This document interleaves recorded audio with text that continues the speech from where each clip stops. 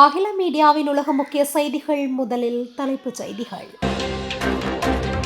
துபாயில் தொழிற்சாலை பகுதியில் ஏற்பட்ட 7 குண்டு வெடிப்புகள். ஸ்பெயினில் அகதிகளுடன் நடுக்கடலில் கவிழ்ந்த படகு, பலர் உயிரிழப்பு. ஹவுதிகளால் சேவையை நிறுத்திய சவுதி அரேபியா விமான நிலையம். ஹாசாவில் 3 வருடங்களின் பின்பு மீட்கப்பட்ட 112 பேரின் உடலங்கள். இஸ்ரேலால் வெடிக்கவிருக்கும் அடுத்த அச்சுறுத்தல், எச்சரிக்கும் ஜோர்தான். கனடாவில் வானில் மோதிய 2 சிறிய விமானங்கள். துல்லியமாக தாக்கும் ஏவுகணைகள் மொத்தம் ஈரான் போரில் பயன்படுத்திய அமெரிக்கா. ஈரான் போரால் அமெரிக்காவின் துல்லிய ஏவுகணை கையிருப்பிற்கு பெருமடி. ஹோர்மோஸ் நீரிணையில் மர்ம தாக்குதல், மீண்டும் முற்றுகின்றதா போர். வடகொரியா பற்றிய அவதூறு, அமெரிக்காவிற்கு கடும் கண்டனம். தொடர்வன விரிவான செய்திகள். துபாயின் தென்மேற்கு பகுதியில் அமைந்துள்ள ஜெபல் அலி தொழிற்சாலை மண்டலம் இன்று அதிகாலை பல குண்டுவெடிப்புகளால் அதிர்ச்சியில் ஆழ்ந்துள்ளது. 20 நிமிடங்களில் குறைந்தது 7 வெடிப்புகள் நிகழ்ந்ததாக அரபு ஊடகங்கள் தெரிவித்துள்ளன. வெடிப்புகள் தொடர்ந்து ஏற்பட்டதால் அந்த பகுதியில் பெரிய அளவில் புகை மூட்டம் பரவியது. சம்பவம் நடந்த இடம் ஜெபல் அலி துறைமுகம் மற்றும் ஜெபல் அலி சுதந்திர வணிக மண்டலம் அருகே அமைந்துள்ளது. இது 1985ஆம் ஆண்டு தொடங்கப்பட்டு தற்போது 150க்கும் மேற்பட்ட நாடுகளை சேர்ந்த 11,000க்கும் மேற்பட்ட நிறுவனங்கள் இயங்கும் முக்கிய வணிக மையமாகும். வெடிப்புகளுக்கு பிறகு தீ பரவிய நிலையில் அதிகாரிகள் உடனடியாக தீயணைப்பு நடவடிக்கைகளை மேற்கொண்டனர். இதுவரை எந்த அமைப்பும் சம்பவத்திற்கு பொறுப்பேற்கவில்லை. மேலும் தீ விபத்தை படம் பிடித்த 2 நபர்கள் கைது செய்யப்பட்டதாக தகவல்கள் வெளியாகியுள்ளன. பொருளாதாரம் மற்றும் வாழ்வாதாரத்தை தேடி ஆப்பிரிக்கா, எகிப்து, பாகிஸ்தான், ஆப்கானிஸ்தான், ஈராக், சிரியா உட்பட பல்வேறு நாடுகளை சேர்ந்த ஆயிரக்கணக்கானோர் அகதிகளாக கடல் வழியாக சட்டவிரோதமாக ஐரோப்பிய நாடுகளுக்குள் நுழையும் ஆபத்தான பயணம் மேற்கொள்கின்றனர். இந்த பயணத்தின் போது விபத்துகள் ஏற்பட்டு உயிரிழப்பு சம்பவங்களும் அரங்கேறி வருகின்றது. இந்த நிலையில் ஆப்பிரிக்க நாடுகளை சேர்ந்த 19 பேர் மத்திய தரைக்கடல் வழியாக அகதிகள் நேற்று முன்தினம் ஸ்பெயினுக்குள் படகு மூலம் சட்டவிரோதமாக நுழைய முயற்சித்தனர். ஸ்பெயினில் மல்ரேகா தீவு அருகே சென்றபோது அகதிகள் படகு கடலில் மூழ்கி விபத்துக்குள்ளானது. இந்த விபத்தில் படகில் பயணித்த சட்டவிரோத அகதிகள் 17 பேர் கடலில் மூழ்கி உயிரிழந்தனர். எஞ்சிய 2 பேர் நீந்தி அருகில் உள்ள தீவுக்குள் நுழைந்து உயிர் தப்பினர். இந்த சம்பவம் தொடர்பாக ஸ்பெயின் அதிகாரிகள் விசாரணை நடத்தி வருகின்றனர். ஹவுதிகளின் தாக்குதலை தொடர்ந்து சவுதி அரேபியாவில் உள்ள விமான நிலையம் தனது சேவையை நிறுத்தியது. ஏமனில் உள்ள ஹவுதிகள் சவுதி அரேபியாவில் உள்ள ஒரு விமான நிலையத்தை தாக்கியதாக அறிவித்ததை தொடர்ந்து அங்கு விமான சேவைகள் நிறுத்தப்பட்டதாக தகவல் வெளியாகியுள்ளது.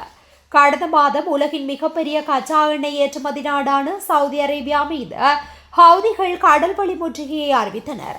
அதன் பின்பு எண்ணெய் கப்பல்கள் மற்றும் உட்கட்டமைப்புகள் மீதான பல தாக்குதல்களுக்கு தாங்களே காரணம் என்றும் அவர்கள் உரிமை கோரியுள்ளனர். இதனை அடுத்து ஹவுதி நிலைகளை குறிவைத்து தாக்குதல் நடத்துவதன் மூலம் சவுதி அரேபியா பதிலடி கொடுத்துள்ளது. ஹவுதி கிளர்ச்சியாளர்களின் ராணுவ செய்தி தொடர்பாளர் யஹா சரி செவ்வாய்க்கிழமை அன்று ட்ரோன் ஒன்றை பயன்படுத்தி நஜ்ரான் விமான நிலையத்தில் உள்ள சவுதி எதிரியின் முக்கிய இலக்கு ஒன்றை வெற்றிகரமாக தாக்கியதாக தெரிவித்துள்ளார். ஹாசா நகரின் சஃப்ரா பகுதியில் கடந்த 2023 நவம்பரில் இஸ்ரேல் நடத்திய வான்வெளி தாக்குதலில் கட்டட இடிபாடுகளுக்குள் சிக்கி உயிரிழந்த 112 பலஸ்தீனர்களின் உடல்கள் நீண்ட தேடுதலுக்கு பிறகு மீட்கப்பட்ட செவ்வாய்க்கிழமை கூட்ட இறுதி சடங்கு நடைபெற்றது. மோதல் தொடங்கிய சில வாரங்களிலேயே குடியிருப்புகளை குறிவைத்து நடத்தப்பட்ட இந்த தாக்குதலில் 300க்கும் மேற்பட்டோர் உயிரிழந்த நிலையில் அப்போது சுமார் 40 உடல்கள் மட்டுமே மீட்கப்பட்டிருந்தன. தற்போதைய தற்காலிக போர் நிறுத்தத்தை தொடர்ந்து ஹமாஸ் உள்துறை அமைச்சகத்தின் கீழ் செயற்படும் மீட்பு குழுவினர் கடந்த வார இறுதியில் தீவிர தேடுதல் பணிகளில் ஈடுபட்டனர். அப்போது 40 குழந்தைகள் உட்பட 112 பேரின் உடல்கள் இடிபாடுகளிலிருந்து மீட்கப்பட்டது. பலஸ்தீன கொடிகள் போர்த்தப்பட்ட இந்த உடல்களுக்கு நூற்றுக்கணக்கான மக்கள் திரண்டு கண்ணீர் மல்க இறுதி அஞ்சலி செலுத்தினர். பின்பு இறுதி பிரார்த்தனைக்கு பிறகு அருகிலுள்ள கல்லறையில் நல்லடக்கம் செய்யப்பட்டது. மேலும் 157 பேரின் உடல்களை தேடும் பணி மீண்டும் தொடர்கின்றது. ஜெருசலேமில் உள்ள மிக முக்கியமான முஸ்லிம் மத தலத்தை இஸ்ரேல் கைப்பற்றப் போவதாக ஜோர்தான் எச்சரிக்கை விடுத்துள்ளது. இஸ்ரேலின் அத்தகைய நடவடிக்கை ஒரு மத மோதலை தூண்டக்கூடும் என்ற அச்சத்தில் அரபு மற்றும் இஸ்லாமிய நாடுகளின் அமைச்சர்களின் அவசர கூட்டத்தை ஜோர்தான் கூட்டியுள்ளது. அல் அக்ஸ்மா மசூதி மற்றும் டோம் ஆஃப் தி ராக் ஆகியவற்றை சுற்றியுள்ள வளாகத்தில் முஸ்லிம்கள் மட்டுமே வழிபடலாம் என்ற நடைமுறையை உறுதி செய்யும் ஒப்பந்தத்தை மீறி யூத மத தீவிரவாதிகள் அரசாங்கத்தின் ஆதரவுடன் அப்பகுதிக்குள் அத்துமீறி நுழைவது அதிகரித்து வருகின்றது. புதன்கிழமை அன்று நடைபெற்ற கூட்டமும் அது தொடர்பான ஜோர்தானின் எச்சரிக்கையும் இந்த சூழலிலேயே இடம்பெற்றுள்ளது. ஜூலை 23 அன்று மத அடிப்படைவாத வலதுசாரி பிரிவை சேர்ந்த 2000க்கும் மேற்பட்ட இஸ்ரேலியர்கள், முக்கியமாக தேசிய பாதுகாப்பு அமைச்சர் இடமார் பென்கிவிர் தலைமையிலான குடியேறிகள் ஜூதர்களால் டெம்பிள் மவுண்ட் என்று அழைக்கப்படும் பகுதிக்குள் அத்துமீறி நுழைத்தனர். நவீன வரலாற்றிலேயே மிக மோசமான அத்துமீறல் என்று கூறிய ஜோர்தானிய அதிகாரிகளால் அந்த சம்பவத்தில் ஜூதர்கள் அந்த வளாகம் முழுவதும் பிரார்த்தனைகளையும் சடங்குகளையும் மேற்கொண்டனர். இந்த நிலையில் டெம்பிள் மவுண்ட் சிறப்பு காவல் பிரிவிற்காக மத அடிப்படைவாத யூதர்களை ஆட்சேர்ப்பு செய்யும் சமீபத்திய நடவடிக்கையால் யோர்தான் அரசாங்கம் கவலை அடைந்துள்ளதுடன் செப்டம்பர் மாதத்தில் வரும் முக்கிய ஜூத பண்டிகைகளின் போது தீவிரவாத இஸ்ரேலிய தலைவர்களால் பாரம்பரிய ஜோர்தானிய பாதுகாப்பிற்கு மேலும் நேரடியான சவால்கள் எழக்கூடும் என்பதாலும் எதிர்கொள்ள தயாராகி வருகின்றது. இந்த ஆண்டு பிரதமர் பெஞ்சமின் நெதன்யாகுவின் தீவிர வலதுசாரி கூட்டணி தனது இருப்பை தக்க வைத்துக் கொள்ள போராடும் தீவிரமான தேர்தல் பிரச்சாரத்திற்கு மத்தியிலேயே அந்த விடுமுறை நாட்கள் நடைபெற்று வருகின்றமை குறிப்பிடத்தக்கது. கனடாவின் பிரிட்டிஷ் கொலம்பியா மாகாணத்தில் உள்ள சிலிவாக் விமான நிலையத்திற்கு அருகே 2 செஸ்னா வகை சிறிய விமானங்கள் வானில் மோதிக்கொண்ட சம்பவம் தொடர்பாக கனடாவின் போக்குவரத்து பாதுகாப்பு வாரியம் விசாரணையை தொடங்கியுள்ளது. திங்கட்கிழமை இந்த விபத்து இடம்பெற்றதாக வாரியம் வெளியிட்டுள்ள அறிக்கையில் தெரிவிக்கப்பட்டுள்ளது. சம்பவ இடத்திற்கு விசாரணை குழு அனுப்பப்பட்டதாகவும் விபத்திற்கான காரணத்தை கண்டறியும் பணிகள் முன்னெடுக்கப்பட்டுள்ளதாகவும் குறிப்பிடப்பட்டுள்ளது. சில்லிவாக் விமான நிலைய அதிகாரி கேரி அட்கின்ஸ் தெரிவித்ததாவது, 2 பயணிகளுடன் சென்ற ஒரு விமானம் மோதலுக்கு பின்பும் பாதுகாப்பாக சில்லிவாக் விமான நிலையத்தில் தரையிறங்கியது. மற்றொரு விமானம் அருகிலுள்ள கல்சுரங்க நீர்த்தேக்கத்தில் வீழ்ந்து மூழ்கியதாகவும் அதில் ஒருவர் இருந்ததாகவும் அவர் தெரிவித்தார். திங்கட்கிழமை மாலை சுமார் 5:14 மணியளவில் புல்ஃப் சாலை மற்றும் ஸ்வேக்கியே சாலை பகுதிக்கு அவசர மருத்துவ குழுவினர் அனுப்பப்பட்டனர். எனினும் சம்பவ இடத்தில் காயமடைந்த எவரும் மருத்துவமனைக்கு கொண்டு செல்லப்படவில்லை. இந்த சம்பவம் குறித்து காவல்துறையிடம் கருத்து கேட்கப்பட்டிருந்தாலும் உடனடி பதில் எதுவும் வெளியாகவில்லை. சில்லிவாக் நகரம் வாங்கூவர் நகரத்திலிருந்து சுமார் 100 கிலோமீட்டர் கிழக்கே அமைந்துள்ளது. ஈரானுடனான போரின் போது அதிதுல்லியமான நீண்ட தூர ஏவுகணைகள் மொத்தம் பயன்படுத்திய அமெரிக்க இராணுவம் ஈரானுடனான தனது 5 மாத போரின் போது உலகம் முழுவதும் தனது அதிதுல்லியமான நீண்ட தூர ஏவுகணை கையிருப்பில் பெரும் பகுதியை பயன்படுத்தியுள்ளது. இந்த ஏவுகணைகள் முதன்மையாக அமெரிக்க இராணுவத்தின் தரைக்கு தரை பாயும் ஆயுதங்களாகும். இவை இராணுவ உத்திசார் ஏவுகணை அமைப்புகள் மற்றும் துல்லிய தாக்குதல் ஏவுகணைகள் என அழைக்கப்படுகின்றன. அமெரிக்க இராணுவம் இந்த ஆயுதங்கள் அனைத்தையும் ஏறக்குறைய பயன்படுத்தியுள்ளதாகவே தகவல்கள் கசிந்துள்ளது.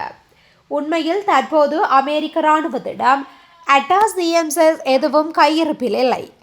நீண்ட தூர ஏவுகணைகள் ஒவ்வொன்றின் மதிப்பு $1 மில்லியன் ஆகும். வலிமையான ஒரு இராணுவத்தின் முக்கியமான அம்சமாகும் இந்த ஏவுகணைகள். பாதுகாப்பான தூரத்திலிருந்து துல்லியமாக தாக்க அனுமதிக்கும் ஏவுகணைகள் இவை. உக்ரைன் போரில் அமெரிக்கா வழங்கிய ATACMS ஏவுகணைகள் முக்கிய பங்கு வகித்துள்ளன. ரஷ்யாவிற்குள் உள்ள இலக்குகளை தாக்க உக்ரைனிய படைகளுக்கு இது பேருதவியாக இருந்துள்ளது. PRSM என்பது ஒரு புதிய மிகவும் மேம்பட்ட தலைமுறை ஏவுகணை ஆகும். இது குறைந்த வரம்பு கொண்ட ATACMSக்கு மாற்றாக பயன்படுத்தப்பட்டு வந்துள்ளமையும் குறிப்பிடத்தக்கது. ஈரானுடனான 5 மாத கால போரின் போது அமெரிக்க இராணுவம் தனது நீண்ட தூர துல்லிய தாக்குதல் ஏவுகணைகளில் பெரும் பகுதியை பயன்படுத்தியதாக பாதுகாப்பு தகவல்கள் அறிந்த வட்டாரங்கள் தெரிவிக்கின்றன. இதனால் எதிர்கால இராணுவ நடவடிக்கைகளுக்கான அமெரிக்காவின் தயார் நிலை குறித்து கவலைகள் எழுந்துள்ளன. பயன்படுத்தப்பட்ட ஏவுகணைகளில் ஆர்மி டாக்டிக்கல் மிசைல் சிஸ்டம்ஸ் மற்றும் பிரீசிஷியன் ஸ்ட்ரைக் மிசைல்ஸ் ஆகியவை முக்கியமானவையாகும். இவற்றில் பெரும்பாலான கையிருப்புகள் பயன்படுத்தப்பட்டுள்ளதாக தகவல்கள் தெரிவிக்கின்றன. ஒரு ஏவுகணையின் பெறுமதி $1 மில்லியன் அமெரிக்க அதிகமாகும். நீண்ட தூர துல்லிய ஏவுகணைகள் பாதுகாப்பான தூரத்திலிருந்து இலக்குகளை துல்லியமாக தாக்கும் திறன் கொண்டவை. உக்ரைனுக்கு வழங்கப்பட்ட ATACMS ஏவுகணைகள் அந்நாட்டின் இராணுவ நடவடிக்கைகளில் முக்கிய பங்காற்றியுள்ளன. PRSM ஏவுகணைகள் அதைவிட மேம்பட்ட புதிய தலைமுறை ஆயுதங்களாகவே கருதப்படுகின்றன. ஏவுகணை கையிருப்பு குறைந்திருப்பது ஈரானுக்கு எதிராக மீண்டும் பெரிய அளவிலான தாக்குதல்களை முன்னெடுக்க வேண்டிய சூழல் ஏற்பட்டால் அதிக ஆபத்துள்ள விமான தாக்குதல்களை அமெரிக்கா அதிகம் நம்ப வேண்டிய நிலையை உருவாக்கக்கூடும் என பாதுகாப்பு வட்டாரங்கள் சுட்டிக்காட்டுகின்றன. ஓமன் கடற்கரையொட்டிய ஹோர்மோஸ் நீரிணையில் சென்ற சரக்கு கப்பல் மீது மர்ம ஆயுதம் தாக்கியதாக பிரிட்டனின் கடல்சார் கண்காணிப்பு அமைப்பு தெரிவித்துள்ளது. இதேவேளையில் அமெரிக்காவின் ஈரானும் இருதரப்பு பேச்சுவார்த்தை நடைபெறுகின்றதா என்பது குறித்து முரண்பட்ட தகவல்களை வெளியிட்டுள்ளன.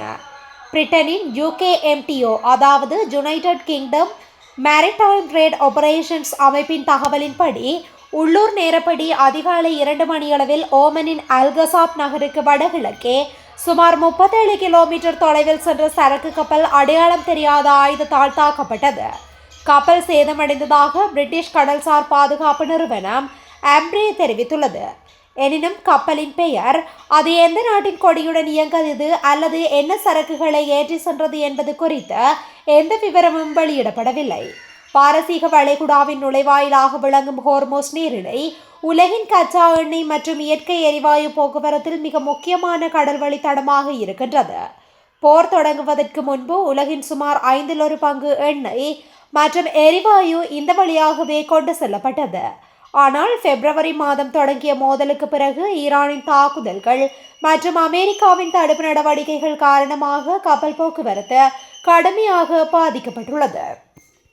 இதற்கிடையில் ஈரானுடனான பேச்சுவார்த்தை மீண்டும் தொடங்கியுள்ளதாக அமெரிக்க அதிபர் டொனால்ட் ட்ரம்ப் தெரிவித்தார். கத்தார், சவுதி அரேபியா மற்றும் ஐக்கிய அரபு அமீரகத்தின் வேண்டுகோளை ஏற்று கடந்த வாரம் ஈரான் மீது மிகப்பெரிய தாக்குதலை நடத்தும் முடிவை கைவிட்டதாகவும் அவர் தெரிவித்துள்ளார். ஆனால் அமெரிக்காவுடன் எந்த பேச்சுவார்த்தையும் நடைபெறவில்லை என்று ஈரான் திட்டவட்டமாக மறுத்துள்ளது. ஈரான் வெளியுறவுத்துறை செய்தி தொடர்பாளர் இஸ்மாயில் ஃபஹாயி ஓமனுடன் மட்டும் ஹோர்மோஸ் நீரிணையில் பாதுகாப்பான கடல் போக்குவரத்துக்கான புதிய வழித்தடம் குறித்து ஆலோசனை நடைபெற்று வருவதாக தெரிவித்துள்ளார். வடகொரியாவின் ஐடி ஊழியர்களை பற்றி தவறாக பேசி அந்த நாட்டின் பிம்பத்தை அமெரிக்கா கெடுப்பதாக வடகொரியா குற்றம் சாட்டியுள்ளது. வடகொரியா தனது அணு ஆயுதம் மற்றும் ஏவுகணை திட்டங்களுக்கு நிதி திரட்ட அவர்களின் திறமையான ஐடி ஊழியர்களை போலி அடையாளங்களுடன் வெளிநாட்டு நிறுவனங்களில் பணியாற்ற பயன்படுத்துவதாக அமெரிக்கா, ஆசியா மற்றும் ஐரோப்பாவை சேர்ந்த 10 நட்பு நாடுகள் இணைந்து கூட்டறிக்கை வெளியிட்டன. அதில் வடகொரியா ஐடி ஊழியர்கள் வருமானத்தை பெற இணையதளங்களில் பிற நாட்டு குடிமக்களை போன்று அடையாளப்படுத்தி கொண்டு அந்த வருமானத்தை தங்களது நாட்டு அரசுக்கு வழங்குவதாக குறிப்பிடப்பட்டிருந்தது. மேலும் வடகொரியா ஊழியர்கள் தங்கள் உண்மையான அடையாளங்களை மறைக்க செயற்கை நுண்ணறிவு கருவிகளை பயன்படுத்துவதாகவும் அதில் எச்சரிக்கப்பட்டது. வடகொரியா மீது சர்வதேச அளவில் பல தடைகள் விதிக்கப்பட்டுள்ளன. இதனால் நாட்டின் திட்டங்களுக்கு நிதி திரட்ட சைபர் குற்றங்கள், கிரிப்டோ கரன்சி மற்றும் பண மோசடி நடவடிக்கைகளில் அந்நாடு பரவலாக ஈடுபடுவதாக குற்றச்சாட்டுகள் உள்ளன. இந்த நிலையில் அமெரிக்கா உள்ளிட்ட நாடுகள் இணைந்து வெளியிட்ட கூட்டறிக்கைக்கு வடகொரியா எதிர்ப்பு தெரிவித்துள்ளது. அந்த நாட்டின் செய்தி நிறுவனம் வெளியிட்ட மறுப்பு செய்தியில், எங்கள் நாட்டின் மீதான பிம்பத்தை கெடுக்கும் தீய நோக்கத்துடன் வைக்கப்பட்ட வழக்கமான அரசியல் குற்றச்சாட்டு இது. இணையவெளி தொடர்பான முக்கிய வளங்களை தங்களின் கட்டுப்பாட்டில் வைத்துள்ள அமெரிக்கா பிற நாடுகளிடமிருந்து சைபர் அச்சுறுத்தல்கள் வருவதாக கூறுவது மிகவும் முரணானது. இறையாண்மை கொண்ட நாடுகளுக்கு அழுத்தம் கொடுத்து தனது சட்டவிரோத கொள்கைகளை நியாயப்படுத்துவதற்கான அமெரிக்காவின் சாக்குப்போக்கு மட்டுமே இது என தெரிந்துள்ளது என குறிப்பிடப்பட்டுள்ளது. இத்துடன் இன்றைய நாளுக்கான உலக முக்கிய செய்திகள் நிறைவடைகின்றன. தொடர்ந்தும் இதுபோன்ற செய்திகளை உடனுக்குடன் அறிந்து கொள்ள அகில மீடியாவுடன் இணைந்திருங்கள். நன்றி, வணக்கம்.